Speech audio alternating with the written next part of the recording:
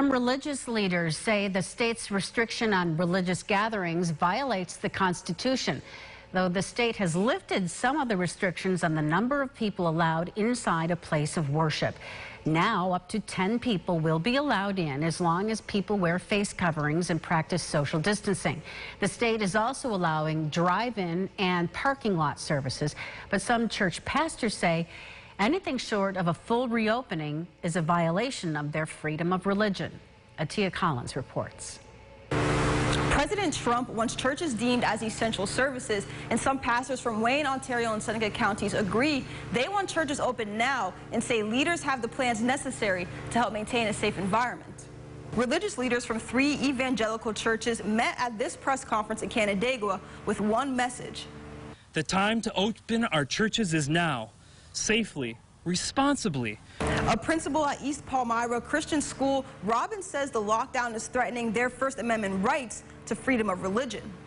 When the right to peacefully and safely assemble on church is forbidden by a politician, any politician, that leader has miserably failed the people whom he has sworn to protect. Beth Parlato, a family law attorney running for Congress, agrees that churches should be deemed essential services. That would allow places of worship to come up with their own safety plans that meets their individual needs. We're going to hold services, I believe, next Sunday outside, and I think that we need to do it.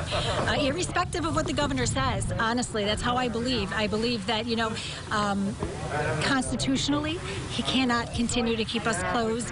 But for now, these church leaders will continue to follow the state mandate. While they do, they're focusing on safety, including social distancing and regular sanitizing. Some are planning to move the congregation outside. And to minimize the risk of contaminated surfaces, they will do away with church staples like Bibles and collection plates. Pastor Scott Van Kirk says he will hold his Sunday services outside for now.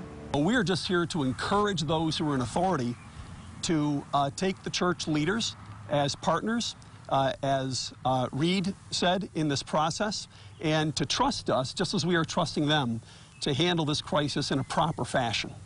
Church leaders say the elderly and those deemed high risk will need to continue to stay home even if churches are reopened. And most leaders you heard from today will continue their online worship services. Reporting in our mobile studio, Atia Collins, News 8.